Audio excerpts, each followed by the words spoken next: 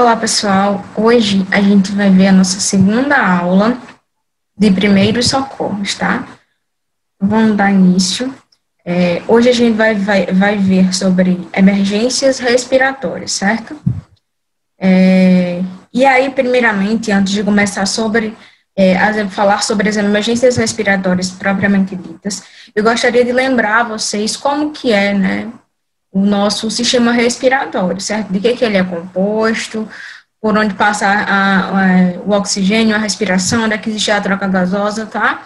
Então, aqui nós temos as cavidades nasais, nós temos o nariz, a faringe, a epiglote, nós temos a laringe, o esôfago, a traqueia, o pulmão direito, o pulmão esquerdo, né?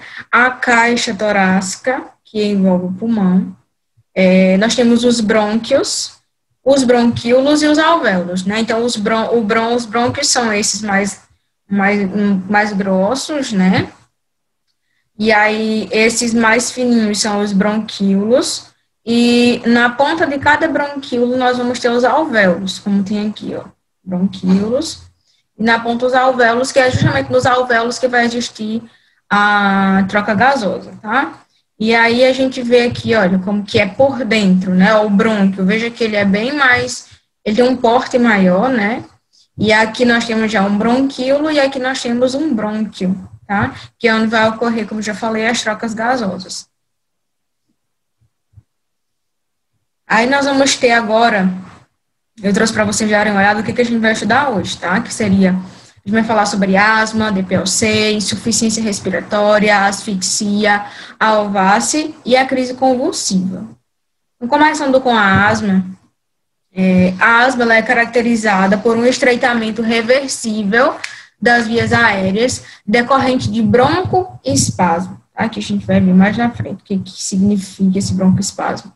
Com o aumento da secreção de muco e também de edema. Então, pacientes que são asmáticos, eles vão poder estar apresentando episódios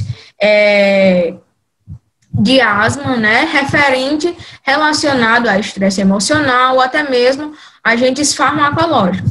Normalmente, esses pacientes, eles reconhecem os sintomas de quando começa a ter uma crise asmática, né, que já vai sinalizar um broncoespasmo, e já vai começar a queixar-se de respiração curta, difícil, e já vai procurar sentar de forma ereta, né, para facilitar a respiração.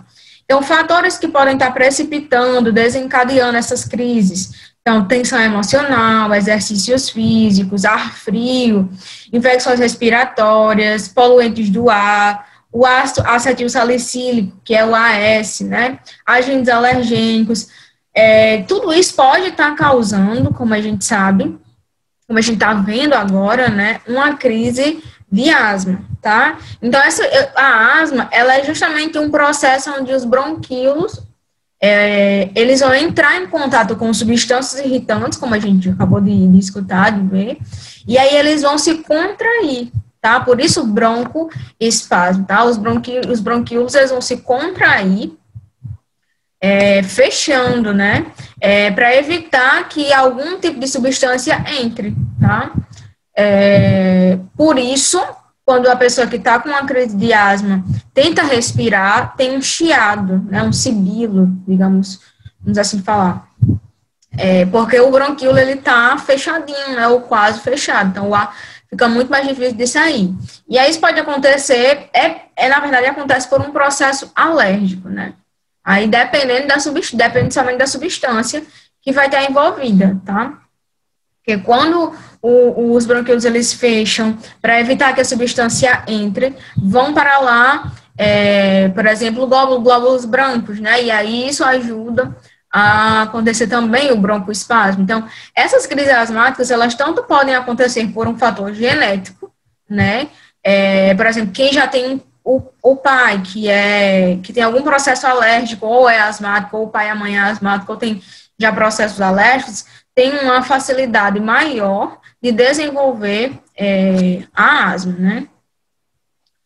Outro fator que pode estar contribuindo, além do fator genético, é também a questão do fator ambiental, né?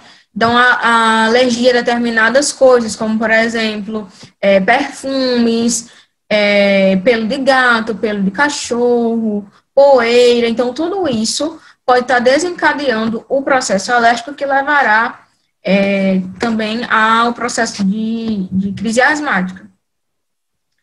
Então, como é que se faz a questão do tratamento, né? Porque essa pessoa não consegue encher o pulmão completamente de ar, e é importante ter as drogas vasoativas, né? Então, antes disso, a gente precisa ver, olha, eu trouxe um exemplo para vocês, tá?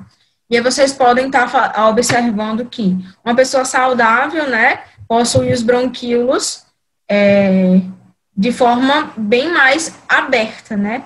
Uma pessoa que tem asma, ela já tem os bronquíolos já mais fechadinhos, e quando essa pessoa que tem asma passa por uma crise de asma, aí os bronquíolos eles vão fechar ainda mais. Por isso que a pessoa sente tanto aquela dificuldade de respirar. E aí eu trouxe de forma ilustrativa, né, desse canal aqui, desse site, que eu gosto muito, que é as experiências de um técnico de enfermagem. Ela sempre tem várias ilustrações e nos ajudam a fixar melhor o conteúdo, né? Então, aí eu encontrei essa imagenzinha para vocês. Olha, aqui é um brônquio normal, ó, como a gente pode ver, na ponta de cada bronquíolo. Tem os alvéolos, né? Então, esse brônquio normal aqui, ele tá abertinho, né? Já quando ele passa por uma crise asmática, ele fica muito estreito, e aí, como a gente pode ver, ó, o sonzinho com um chiado, né? Porque quando tenta puxar o ar, tá muito, muito estreito a passagem. Então, faz aquele som que chama som de sibilo, né? Que seria um chiado. E aí, quando esse bronquíolo, ele acontece esse fechamento dele, é chamado de broncoespasmo. E quais seriam os sintomas que a gente poderia estar percebendo que uma pessoa vai entrar ou está em crise asmática? Essa pessoa vai apresentar taquicardia, né, como a gente já viu, o que é taquicardia? É o batimento acelerado, né, do coração. A tosse, a ansiedade, a respiração que vai produzir um sibilo audível, como a gente já viu. Por que produz sibilo, né? À medida que o broncoespasmo ele vai progredindo, que vai fechando mais, né? Vai acontecendo o que é uma dispneia mais intensa, uma cianose, né? Que são aquelas pontinhas do dedo já azulada, o rosto já ficando azulado do cianose, tanto de extremidades quanto não. A hipóxia, a confusão mental e a perda de consciência. E uma hipóxia prolongada, né, ela pode levar também uma hipotensão, uma baixa, né, dessa pressão, gerando uma arritmia cardíaca e, por consequência, também pode levar a uma parada cardíaca, deixando a pessoa até mesmo em coma. E aí, resumidamente, quais são os sintomas da asma, né, para a gente dar uma olhada, para a gente lembrar. Então, é a tosse seca, o chiado no peito, que é o sibilo, a dificuldade para respirar, uma respiração mais rápida e curta, o desconforto torácico e também a questão da ansiedade, você fica muito ansioso porque não consegue respirar. Então, esses sintomas eles vão piorar principalmente à noite e nas primeiras horas da manhã, ou em resposta à prática de exercícios físicos e à exposição de alérgenos, à poluição ambiental e também a mudanças climáticas. E como que é feito o tratamento, né? Então, deve ser iniciado imediatamente, utilizando o broncodilatador em aerosol, que geralmente é o próprio paciente que já anda com ele, porque já sabe que é asmático, na grande maioria. Então, é feita a administração desse oxigênio por meio também de máscara facial, se por algum acaso estiver disponível, né? Se estiver num ambiente hospitalar, por exemplo. É feita a monitorização dos sinais vitais, vai se colocar o paciente em postura sentada, e manter as vias aéreas abertas. Na sequência, a gente vai fazer o acionamento do Serviço Médico de Emergência, ou SAMU, é o que a gente mais conhece por aqui. Tá? Então, o que a gente vai fazer com esse paciente? Se por algum acaso ele tiver a bombinha, a gente já vai fazer o uso dessa bombinha, né? Vai colocar esse paciente sentado, vai manter as vias aéreas abertas, e na sequência a gente chama o Socorro Médico de Emergência, que seria o SAMU. E em episódios mais graves, ou quando a terapia com o broncodilatador, que é o medicamento, né, por aerosol, for ineficiente, a gente vai também, quando é possível, geralmente quem faz isso é o Serviço Médico de Emergência, ou se já tiver em um ambiente hospitalar, vai ser administrado a adrenalina, né, 0,3 ml de solução, 1 a cada 1.000, e feito também intramuscular ou subcutânea, e a gente vai fazer a ativação desse socorro médico de emergência. Tá, aqui eu trouxe para vocês como seria feito esse socorro caso a pessoa já tivesse a bombinha, né?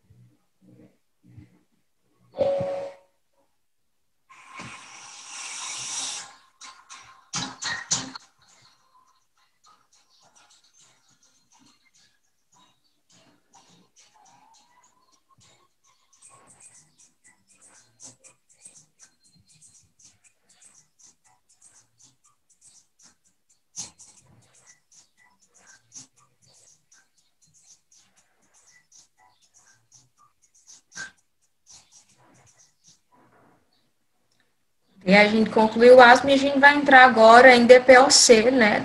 Doença pulmonar obstrutiva crônica. Então, o conceito, né, que a gente vai ver agora sobre DPOC é que ela vai trazer 2 formas de DPOC, tá? Uma caracterizada e chamada de efizema e a outra chamada de bronquite crônica, tá? Então, DPOC é doença pulmonar obstrutiva crônica, é algo já de muito tempo, né? Não foi algo que aconteceu logo, ontem, há um mês atrás, né? Foi algo que levou anos para aquilo se desenvolver. Então, nós temos 2 tipos de DPOC, as mais comuns, né? Que são efizema e bronquite crônica. Ambas são resultado da obstrução persistente das vias aéreas, né? E essa DPOC, depois das doenças cardiovasculares, ela vai ser a causa mais comum de mortes. A maioria desses pacientes vão ter características mistas das 2 doenças, embora uma delas geralmente ou frequentemente vá predominar. O efizema, ele vai afetar as vias aéreas distais, né, mais distantes, causando a destruição do parênquima pulmonar e causando também a perda da elasticidade das paredes alveolares. O resultado é o comprometimento do fluxo de ar durante a expiração, né? Então, a inflação excessiva dos pulmões, gerando o colapso de algumas vias aéreas. Já a bronquite crônica, ela vai ser caracterizada pela hipertrofia, né? E uma hipersecreção, tudo que é hiper é muito, né? Das glândulas mucosas da árvore brônquica. Os tampões de muco comprometem as vias aéreas e produzem sintomas progressivos. O curso clínico da DPOC geralmente é progressivo, com redução contínua da função pulmonar. Então, quanto mais a doença progride, mais se perde função pulmonar naquele paciente. E olha o que acontece. Existe a obstrução do fluxo de ar, né? Por isso gera o desconforto, a falta de ar. Na bronquite crônica, vai ter uma tosse mais produtiva, não a tosse crônica, ou seja, uma tosse que já existe lá há muito tempo, produtiva, por 3 meses ou mais, né? Em ao menos 2 anos, a pessoa vai estar apresentando essa tosse produtiva. 2 anos consecutivos, né? Excluídas outras causas. Já no efizema pulmonar, ou seja, a perda de área superficial alveolar, né? Então, existe um aumento dos espaços aéreos distais ao bronquíolo terminal e a destruição das paredes sem fibrose. Então, aqui na imagem a gente consegue ver, olha, um bronquíolo normal, na verdade, um alvéolo normal, né? E a gente tem o alvéolo. Um alvéolo normal, ele tem esses espaços, né, entre eles, ó. Tá? Aqui nós temos um alvéolo que ele está mais inflamado, né? Que seria justamente na bronquite, tá? Então, existiria aqui uma inflamação, tá? Desses alvéolos. Veja que ele está mais inflamado, tá? E possui também a questão da secreção, né? Aqui nós já vamos ter o efizema, tá? E aí, aqueles espaços que nós tínhamos aqui, ó, eles não existem mais, ficou tipo inchado, né? É demasiado, dilatado. Então, aqui no efizema, vai perder aqueles espaços que existiam, né? Vai haver um aumento dos espaços aéreos distais, como tem aí na imagem, ao bronquíolo terminal, existindo, assim, uma destruição dessas paredes sem fibrose. E aí, os sinais e sintomas do efizema, da bronquite crônica. Então, no efizema, vai existir, essa pessoa vai estar apresentando o quê? Uma dispneia frequente. Lembra o que era a dispneia? Dispneia é a dificuldade de respirar, né? Como a gente viu na aula passada. Tosse com produção escassa de escarro. Então, veja que no efizema não vai existir muita secreção. Vai existir também a taquipneia, né? Ao menor esforço, ou seja, uma respiração mais rápida, essa taquipneia. A pessoa vai estar utilizando também os músculos respiratórios acessórios para respirar, né? Fazendo também uma respiração com os lábios mais franzidos. Então, essa é uma coisa mais característica do efizema. A pessoa que tem efizema. Já a pessoa que tem a bronquite crônica, ela vai ter uma tosse crônica, né? Vai também ter a dispneia por esforço físico. Então, ao fazer algum tipo de esforço físico, a pessoa vai ficar com dificuldade de respirar. Vai ter a hipóxia junto à retenção de CO2.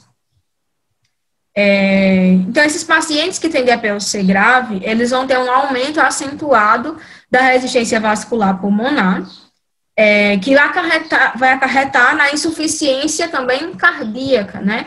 Já a insuficiência respiratória precipitada por uma infecção pulmonar pode levar a óbito. E assim, a pessoa que tem bronquite, que tem efizema, ela também pode estar apresentando tanto os sibilos, né, aqueles sons, ao respirar, quanto a cianose, os dedinhos azuis, a face azulada também. E aí eu trago para vocês, mais uma vez, né, das experiências de um técnico de enfermagem, uma ilustração que ajuda a gente a entender. Então, a bronquite crônica, olha, ele também é conhecido como torcedor azul, né, porque ele faz um esforço maior para respirar, tanto que ele fica cianótico, né. Então, é uma tosse crônica, como a gente já viu, produtiva, por 3 meses ou mais, ao menos 2 anos consecutivos em pacientes, nos quais outras causas de tosse crônica já foram excluídas. Então, já excluiu tudo, não tem mais nada que possa ser, a gente entende que seria bronquite crônica. E aí a pessoa acaba apresentando esse sinal de cianose, né? Pelo esforço de respirar, ele acaba ficando cianótico, por isso torcedor azul. Já a pessoa que possui o efizema pulmonar, né? Ele é chamado de soprador rosado, né? Ele fica com essa aparência mais rosada. Então, existe um aumento irreversível do tamanho dos espaços aéreos distais ao bronquíolo terminal, e existe a destruição das paredes sem fibrose, como a gente viu lá no final dos bronquíolos, né, que a gente vai ter aqui, deixa eu mostrar para vocês, essa parte aqui que a gente tem, ó, dos alvéolos. Então, no final dos alvéolos, vai existir, olha, esse inchaço, esse edema, né, como aqui vem dizendo, o aumento irreversível. Então, aquilo que aumentou ali, como a gente viu lá nos alvéolos, ele não vai voltar ao normal mais, tá? Porque a pessoa está com efizema pulmonar. E aí, nós temos também algo que influencia muito na questão da DPOC. Geralmente, a DPOC, ela ocorre justamente em pessoas que já eram tabagistas, né, que já fumaram por anos e anos, então acabaram desenvolvendo a DPOC, tanto de forma de efizema quanto de forma de bronquite crônica, né? Então, veja aqui nessa foto, ó, são pessoas reais, né? Veja como no efizema e a pessoa é mais rosada e na bronquite crônica a pessoa tem uma pele mais azulada, mais cianótica, né? Então, o tabagismo é a principal causa de DPOC, mas também existem outras causas, como a fumaça ambiental, outras partículas nocivas, a deficiência de alfa-1, né, que é o tripsina, ou seja, a proteína que vai inibir a elasticidade, né, dos neutrófilos, uma enzima pulmonar. Então, a maioria dos pacientes que têm DPOC, clinicamente, significativamente, fumou pelo menos um maço por dia durante 20 anos. Então, é algo que debilitou muito, né, o pulmão. E estima-se que 15% de todos os tabagistas, eles desenvolvam a DPOC, a doença pulmonar obstrutiva crônica. E como é que a gente faz a prevenção, o tratamento da DPOC? Então, primeiramente, é necessário fazer o desmame, retirar a questão do hábito de fumar, então, abolir o hábito de fumar, evitar agentes irritantes para o pulmão, assegurar a hidratação adequada, umidificar o ambiente, fazer o uso de expectorantes, e se houver perda de consciência, né, se a pessoa tiver uma crise e, enfim, não conseguir respirar e tiver perda de consciência, a gente vai executar as manobras de ventilação artificial, né, que é a RCP, que a gente vai ver na aula 3. E, na sequência, a gente chama também o Serviço Médico de Emergência, que é o SAMU. Deve haver sempre uma cautela na administração de oxigênio, pois esses pacientes estão acostumados a baixos níveis arteriais de gás, né? Sempre recebeu pouco, justamente por essa dificuldade, e a gente precisa ter cuidado na hora de administrar oxigênio nesses pacientes. Insuficiência respiratória, né? Vamos lá, a gente vai ver que a insuficiência respiratória, ela é causada por vários outros fatores, né? Que a gente vai ver mais na frente. A insuficiência respiratória, ela é uma síndrome na qual os pulmões, eles vão apresentar uma dificuldade para fazer as trocas gasosas, como a gente já viu, né, que as trocas gasosas acontecem lá nos alvéolos, passa pelos brônquios, bronquíolos e acontece nos alvéolos a troca gasosa. E aí a insuficiência respiratória é justamente a dificuldade de fazer essas trocas gasosas normais, e aí o pulmão acaba não conseguindo oxigenar adequadamente o sangue, ou não sendo capaz de eliminar o excesso de dióxido de carbono, ou os dois às vezes, né, tanto incapaz de eliminar, quanto incapaz de oxigenar o sangue de forma satisfatória. Quando isso acontecer, a pessoa pode ser que desenvolva sintomas como a intensa falta de ar, a cianose, que a gente já viu o que é, né, de extremidades, além do cansaço excessivo. E aí nós temos a insuficiência respiratória aguda e crônica, né? A aguda, ela vai surgir repentinamente, né? Devido à obstrução de vias aéreas, seguir as vias respiratórias, por algum acidente de trânsito, por um abuso de drogas, por um AVC, por exemplo. Então, a insuficiência respiratória aguda, né? A aguda, ela é algo que acontece repentinamente, tá?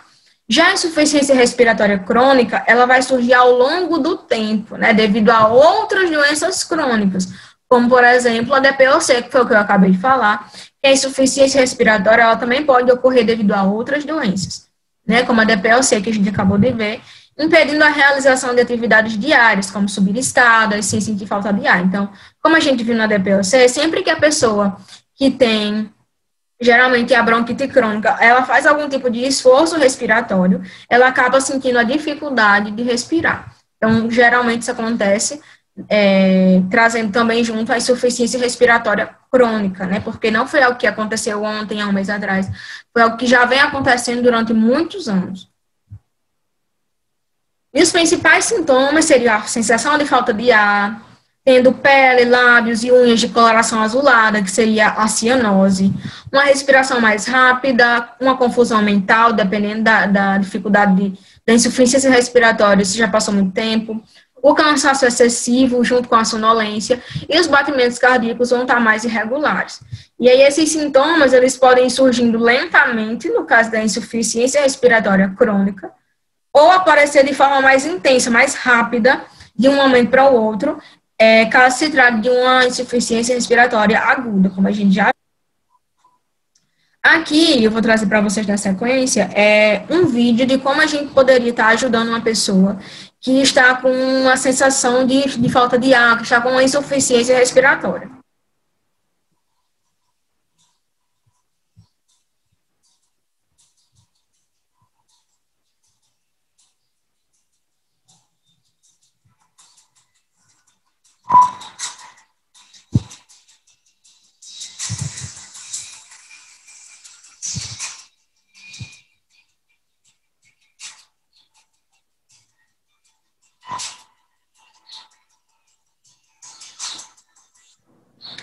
A gente viu que a gente pode colocar ela numa posição de semi-sentado, que é uma posição que favorece a respiração.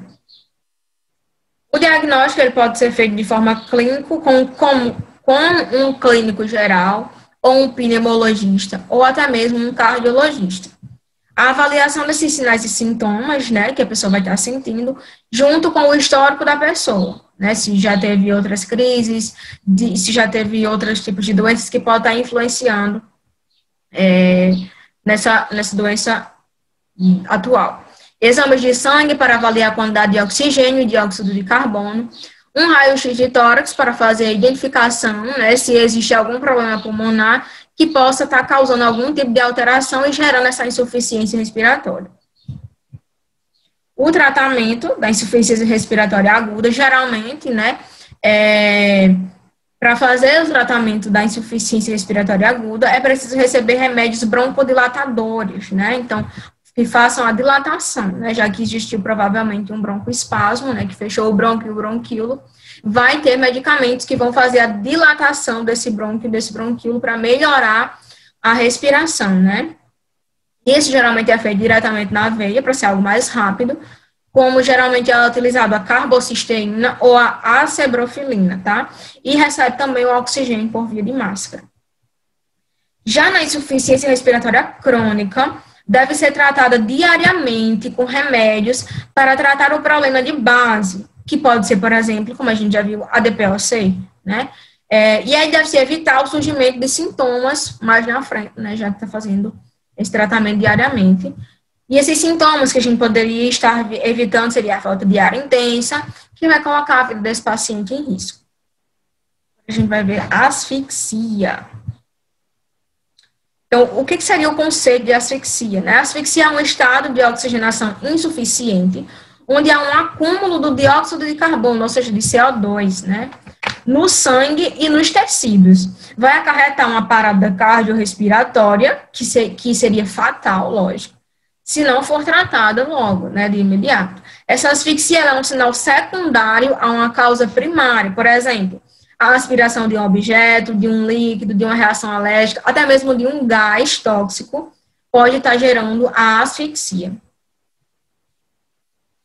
Então, os sinais e sintomas de uma pessoa que está com asfixia, né, ela vai apresentar movimentos respiratórios alterados, a alteração do nível de consciência, a pessoa pode também ter uma parada cardíaca, a pessoa vai se apresentar ansiosa, muito agitada, vai apresentar dispneia, dificuldade de respirar, sibilos e estridor, né, que são sons que estão dizendo que ali a pessoa está com uma dificuldade de respirar. A pele vai estar mais pálida, vai haver cianose das mucosas, dos lábios, das unhas. Cianose é a pele mais azulada, como a gente também já viu, né? Como é que a gente faz o tratamento de uma pessoa que está com asfixia, né? A gente vai fazer o quê? Vai desobstruir as vias aéreas, né? Vai oferecer oxigênio e também vai chamar a central, o serviço médico de emergência, que seria o SAMU. Então, caso haja uma parada cardiorrespiratória, a gente vai realizar o procedimento de suporte básico de vida até que o serviço especializado chegue para a remoção do paciente. E se essa pessoa parar e a gente precisar fazer o suporte básico de vida, a gente vai fazer as manobras de RCP, que, como eu já falei, a gente vai ver na aula 3, tá? E aí a gente vai fazer a desobstrução dessas vias aéreas para que esse paciente possa estar respirando melhor. No caso, que se for algo que a gente consiga retirar, né? Um gás, por exemplo, a gente não consegue. E aí, a gente viu a asfixia, né? E aí, a asfixia também pode acontecer por meio dessa alváce, tá? Que é a obstrução de vias aéreas por corpo estranho, né? Porque a asfixia, ela pode ocorrer tanto por um corpo estranho, quanto por um líquido, quanto por um gás inalado, né? A alváce, ela ocorre justamente por um corpo estranho que está impedindo que o ar passe. Então, agora a gente vai falar um pouco sobre a alváce, vai ver um pouco sobre isso. Então, vai consistir na obstrução das vias aéreas causada por aspiração de um corpo estranho. Geralmente vai ficar localizado na laringe ou na traqueia, esse corpo estranho. E a aspiração dele é a quinta principal causa de morte nos Estados Unidos, certo? Com um risco aumentado em pacientes idosos. E aí a gente vai primeiro classificar qual é o grau dessa obstrução e depois a gente vai realizar as manobras de desobstrução de acordo, né, conforme a faixa etária. Então, se for uma obstrução leve, como é que essa pessoa vai apresentar para a gente se for uma obstrução leve? Essa pessoa vai ter capacidade de responder se você perguntar alguma coisa, ela vai poder tossir e, assim, ela também vai poder respirar, né? Se tosse, também consegue respirar. Então, seria uma obstrução leve. Essa pessoa consegue responder as coisas, consegue se comunicar com você.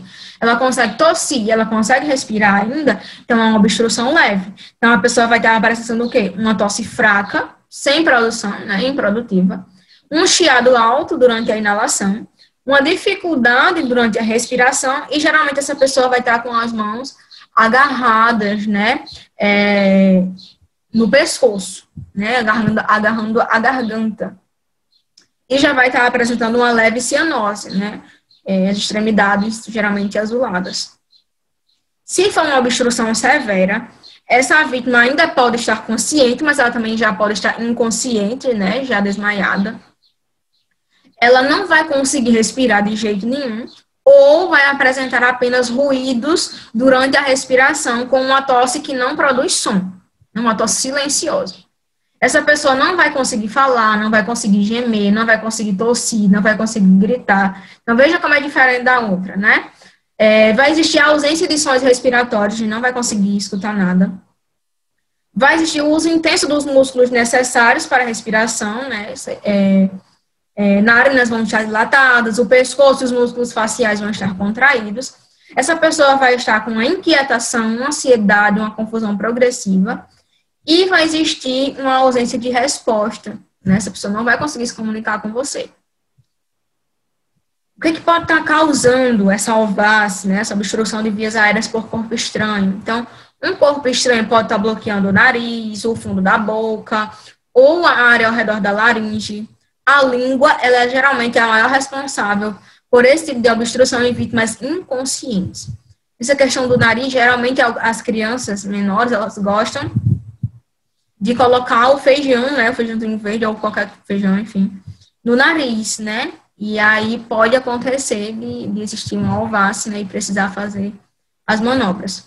Então, alimentos, pequenos objetos ou até mesmo líquidos, saliva, muco, sangue ou até mesmo vômito, também pode estar fazendo a obstrução dessas vias aéreas. Então, como é que faz diante de um procedimento, como é que seriam as condutas de enfermagem na obstrução dessas vias aéreas, na desobstrução? Então, em vítimas que estejam conscientes. Então, primeiro, você vai ficar atrás da vítima, em pé ou sentado. Sim, outra coisa, eu vou descrever o passo a passo de como vai ser feito, mas vou mostrar para vocês como é que vai ser feito, tá? Então, ficar atrás da vítima de pé ou sentada, envolver os braços ao redor da cintura, né, dessa vítima, manter os cotovelos afastados da costela, colocar o polegar de uma das mãos na linha média do abdômen, nessa parte do polegar. Fechar a mão assim, tá? Fechar a mão. Colocar o polegar de uma das mãos na linha média do abdômen, ligeiramente acima da cicatriz umbilical e bem abaixo do processo tifoide, ou seja, a ponta do externo. Mantendo o polegar posicionado, formando um punho, tá? Formando um punho fechado. Então, segurando o punho com a outra mão, os polegares sempre estão em direção à vítima, com um impulso rápido para dentro e para cima, a gente vai posicionar o punho contra o abdômen da vítima, né? Sempre fazendo um impulso rápido para dentro e para cima. Então, a gente vai dar impulsos separados e distintos, e depois a gente vai reavaliar essa vítima até que o objeto seja eliminado, ou até que a vítima consiga respirar e emitir algum tipo de som, ou até que a vítima torne responsiva. E se a vítima se tornar irresponsiva, ou seja, não responsiva, a gente vai ligar para o 192, que é o SAMU, solicitar o DEA, que é o desfibrilador externo automático, e iniciar os passos de RCP, e cada vez que abrir a via aérea, a gente vai procurar por esse objeto. Se a gente conseguir ver, a gente vai poder removê-lo sempre de forma segura. Se você vê que vai tentar remover, né, em forma de pinça, por exemplo, e se você tentou remover e o objeto for mais para dentro, então não se faz essa remoção, né? A gente faz mais massagens, continua o RCP até que chegue o socorro ou até que esse objeto seja expelido ou a gente consiga retirá-lo de forma segura. Então, essa é a forma correta da gente estar fazendo a manobra, tá? Chama manobra de Heimlich. Então, avise essa pessoa que você vai tentar desengasgá-la, essa pessoa estiver engasgada, posicione-se por trás dela e incline levemente seu tronco para a frente, tá? Coloque os braços ao redor da pessoa e agarre o punho, fechando com a outra mão, na altura entre... Sim, a gente vai fechar o punho aqui na parte 2, né, como a gente viu. Tá, daqui, a gente vai lá para cá. 2. Vai fechar o punho e em uma das mãos, vai colocar a outra mão, né, ao redor da pessoa, vai agarrar o punho que já estava fechado com a outra mão, na altura entre o umbigo e o osso externo do tórax. E aí a gente vai fazer movimentos fortes e rápidos para dentro e para cima, quantas vezes forem necessárias. E a gente já viu que se essa pessoa, por algum acaso, ela perder a consciência, a gente vai ligar para o SAMU, solicitar o DEA, colocar a vítima de costas no chão. E aí, se ela estiver inconsciente, quando o socorrista chegou no local, a gente vai fazer a desobstrução das vias aéreas, verificar sempre a ausência de respiração, né? Se tem ausência ou não. Abrir a boca dessa vítima com a mão, colocar o polegar sobre a língua e então, segurando a língua e a mandíbula entre o polegar e os dedos, a gente vai levantar o queixo da vítima. Esse procedimento aqui a gente vai fazer quando a gente chegar na cena e a vítima já estiver inconsciente. A gente não sabe se aquele objeto que ela engasgou, ela pode ter tossido e aí desmaiou, o objeto pode deixar na boca, né? Então, não já chegar fazendo massagem, primeiramente a gente deve fazer essa avaliação. Então, abrir a boca da vítima com a mão, colocar o polegar sobre a língua e então, segurando a língua e a mandíbula, entre o polegar e os dedos, a gente vai levantar o queixo dessa vítima, com o dedo indicador da outra mão, a gente vai percorrer toda a bochecha, descendo até a base da língua, né, com um movimento lento e cuidadoso, sempre fazendo a procura daquele objeto, né? Segurar firme qualquer material estranho que a gente encontrar e removê-lo se for possível. Tomar o máximo de cuidado possível para não empurrar, lembra como eu já falei, o material para o fundo da garganta. Iniciar manobras de RCP, que seriam 30 compressões para 2 ventilações, que a gente vai entender melhor na próxima aula. E cada vez que a gente abrir a via aérea, a gente vai procurar esse objeto, se for possível, né?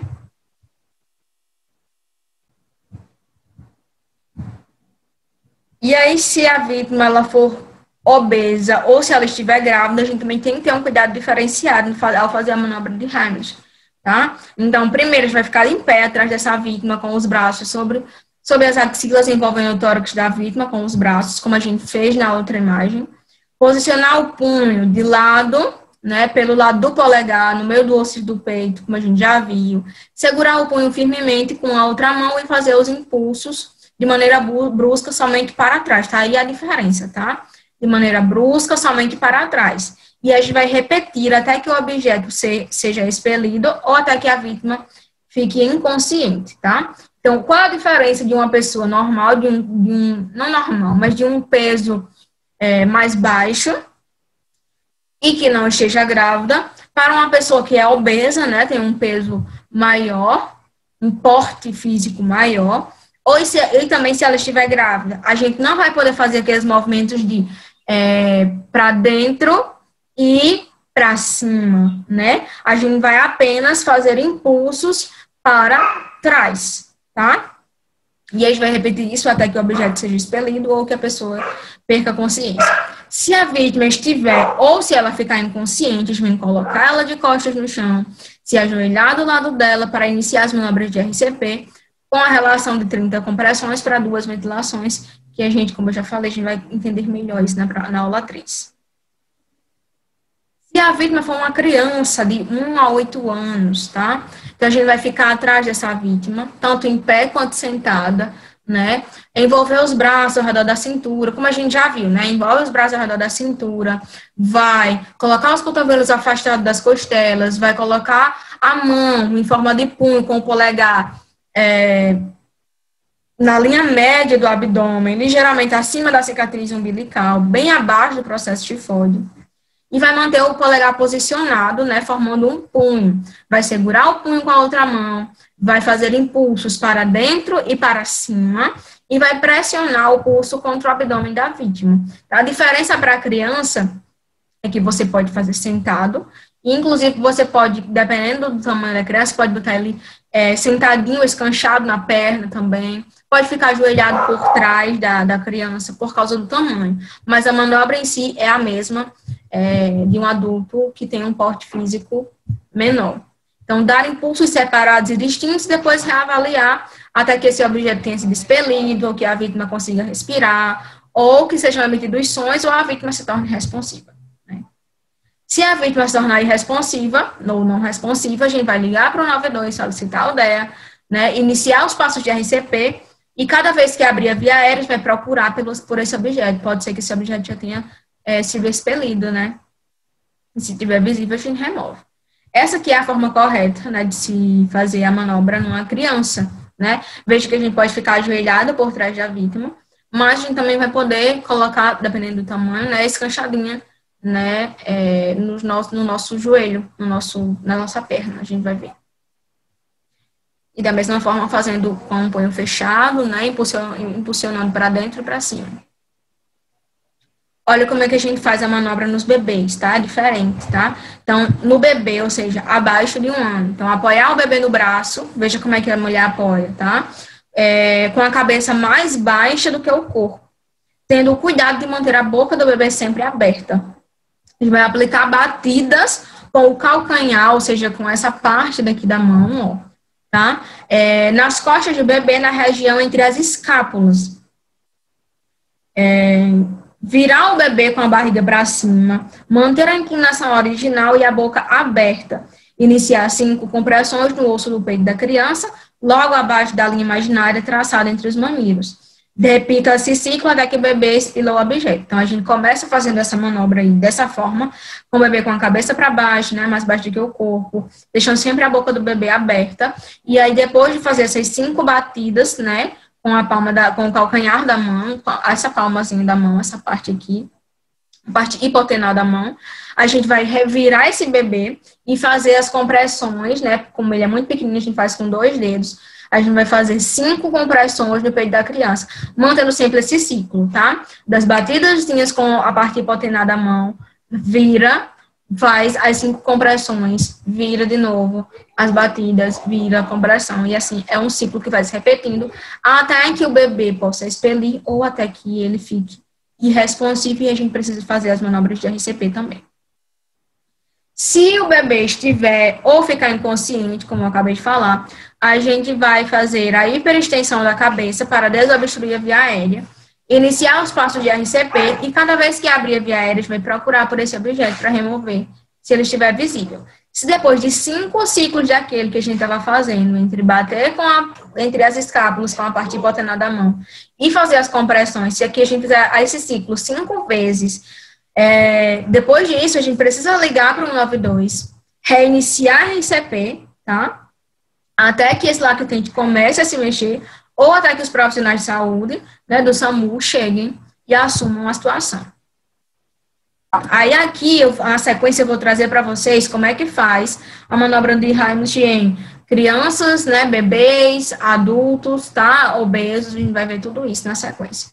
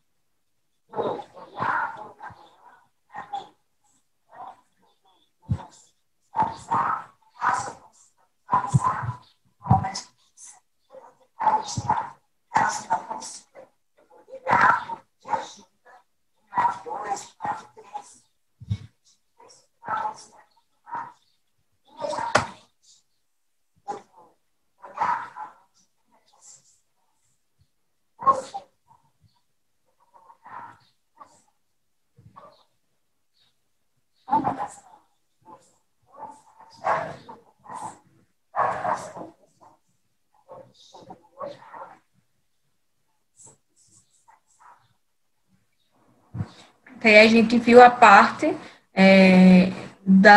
do socorro, né, com relação ao alface em adultos.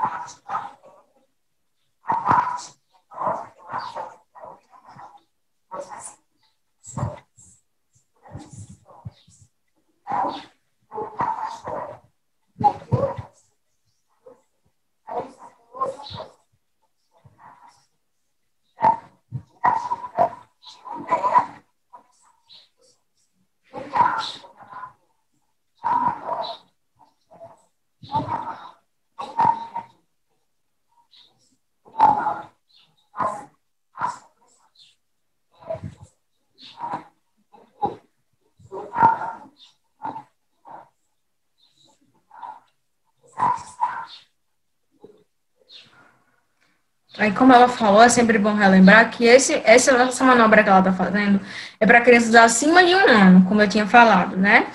E ela só está utilizando esse bonequinho porque ela não tem outro, tá? Ela só está usando o bebê porque não tem outro. Mas essa manobra que ela fez para crianças acima de 1 ano, como a gente viu, né? De 1 a 8.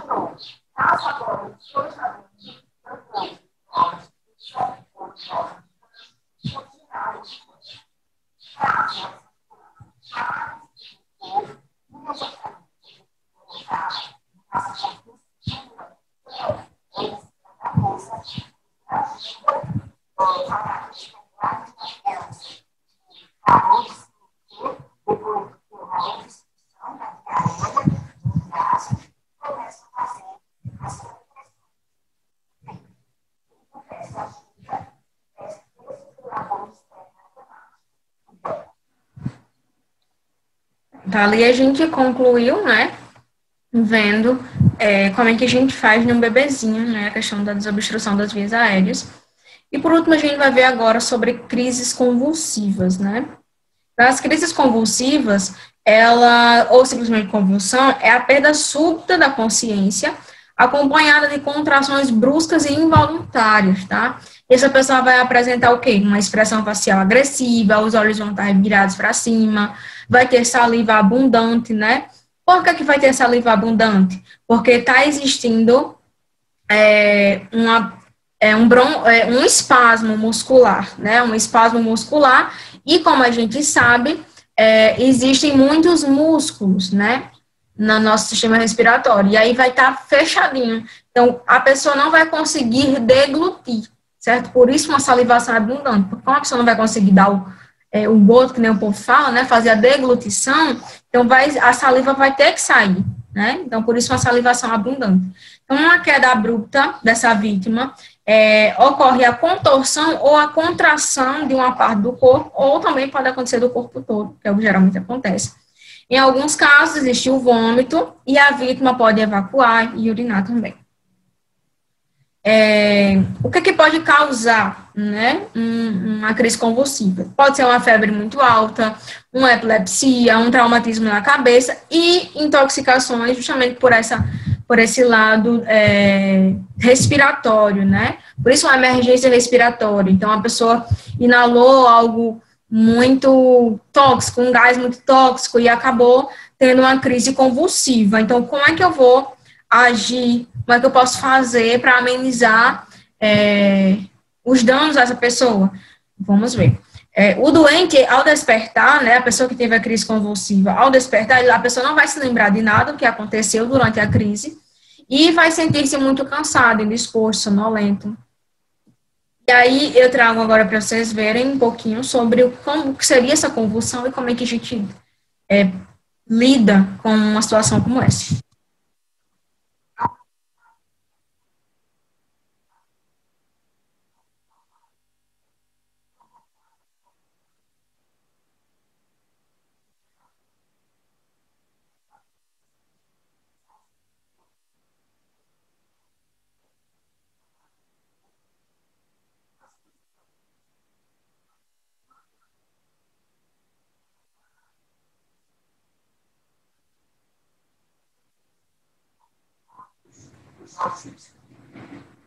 As crises de grande mal, também são chamadas de choro, estão associadas à afetação.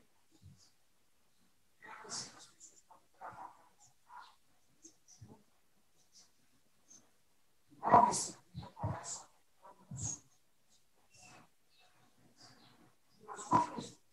a pessoa se bater numa crise, logo em seguida, deixa a pessoa coloca todos os pontos sofre um pouco e procura assistência resolve ultrapassar jamais coloca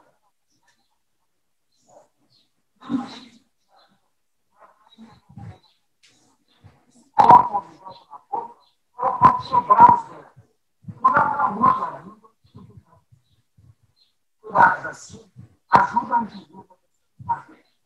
No final, hoje a condução passou para o serviço de saúde, para ter certeza Eu gosto muito de Drauzio porque ele explica de forma mais calma, né? A gente consegue entender melhor. E aí ele traz como é que a gente deve estar lidando, né? Então, proteger a cabeça, botar na posição lateral de segurança, remover objetos que estejam perto, né? Afrouxar as roupas, não colocar o dedo ou a mão para a pessoa morder, nem mesmo objetos, né? E aí a gente vai ver agora de forma ilustrada como é que a gente faz isso.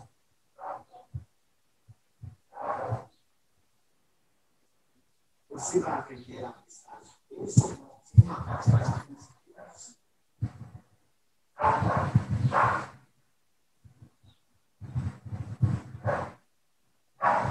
hoje eu fiz. Eu penso nesse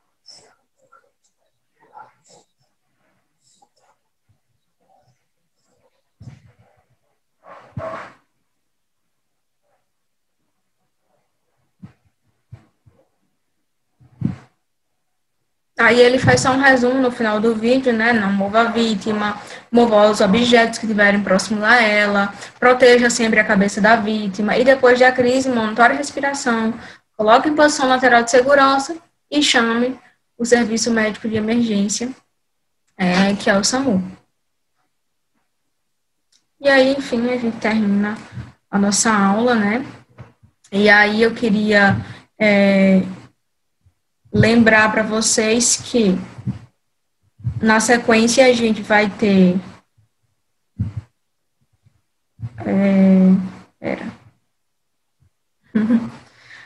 eu lembro só para vocês que no final, né, a gente tem a atividade lá logo abaixo. Aqui é a nossa atividade. Lembrem que a atividade ela deve ser entregue até a sexta-feira, tá? Então, eu entrego para vocês hoje e até sexta-feira. A não ser que seja um caso de vida ou morte, vocês precisam estar me entregando a atividade, tá, gente? Na quinta-feira, eu lembro que a gente tem a aula prática, a aula online, né, pelo aplicativo. Então, a gente se encontra quinta-feira, se Deus quiser, na aula online, e na sexta eu estou recebendo a atividade da aula de hoje. Então, até quinta, se Deus quiser.